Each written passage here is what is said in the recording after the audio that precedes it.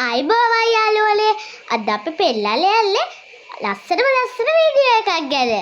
මේ වීඩියෝ එකේ සඳහන් වෙන්නේ අපූර්ව උගුඩුවෙකු ගැනයි. මේ උගුඩුව හැමදාම රැට ඇවිත් මේ ගෙදර තියෙන කෙසෙල් ගෙඩි ටික කාලා තමයි යන්නේ. මේ සිද්ධිය හරියටම වෙන්නේ මේ ගෙදර අය නිදින වෙලාවට විතරයි. හරියට මේ කිව්වොත් 2ට විතර තමයි මේ සිද්ධිය සිද්ධ වෙලා තියෙන්නේ. එතකොට මේ උගුඩුව කළු පාටයි. ඒ විතරක් නෙවෙයි උගේ නියපොතු හරිම දිගයි. තව දෙයක් දන්නවද? ඔයාලා පරිස්සම් වෙන්න ඕනේ. ඔයාලා හිතන් ඉන්නවනේ මේවා කන්නේ මීයෝ කියලා. සමහර විට උගුඩුව වෙන්නත් පුළුවන්. ඒක නිසා හැමතිස්සෙම ඔයාලා කෑම වහලා තියන්න ඕනේ. නැත්තම් උගුඩුව, මීයෝ, හීනු, කැරපොත්ත වැනි සතුන් කාලා ඒවා කාපු ඔයාලත් ලෙඩ වෙන්න පුළුවන් නේ.